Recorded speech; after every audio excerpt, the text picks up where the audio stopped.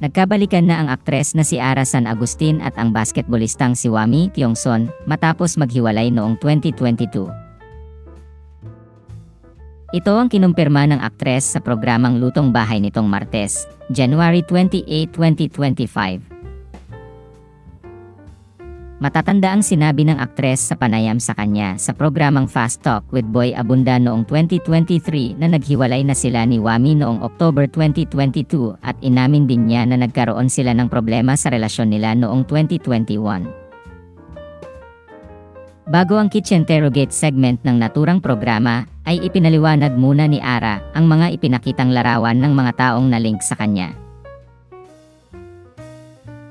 Unang ipinakita ang larawan ni Ruru Madrid at sinabi ni Ara na hindi niya na nakakausap ang aktor pero magkaibigan pa rin daw silang dalawa. Nagulat naman siya nang makita ang larawan ni Paolo Contis. Ayon sa aktres, mataas ang respeto niya kay Paolo bilang isang co-aktor. Ang huling litratong ipinakita ay si Wami Kyung-son at ayon sa kanya, nasa talking stage na raw ang dalawa.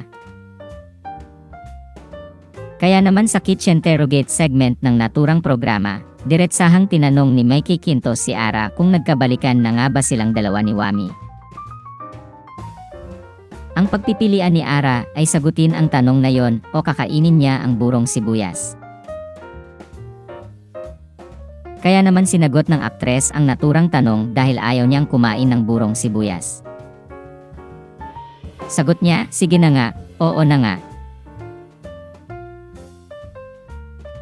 At dahil sinagot ni Ara ang tanong ay si Mikey ang kumain ng burong sibuyas. Matatanda ang inihayag ni Ara sa programang Fast Talk with Boy Abunda noong December 2024 na muli silang nag-uusap ni Wami. Ayon pa sa kanya, wala pa raw siyang nakikitang lalaki na nakahigit o nakapantay sa standard ng basketballista.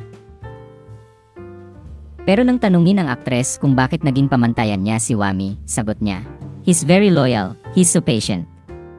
Siya lang po yung tao na nakakita na siguro ng totoong colors ko. I mean, di ba you have masks for everyone? Pero pag naghubad ako sa bahay, yun na yung nakikita niya, like nakikita niya na yung totoong ako na hindi nakikita ng lahat. Yung only taong nakakakita noon is my mom, my brother, my dad, yun lang. Sila lang yung nakakakilala sa akin ng ganong level plus Wami." Samantala, napapanood si Ara San Agustin sa GMA Prime series na may Ilonggo Girl.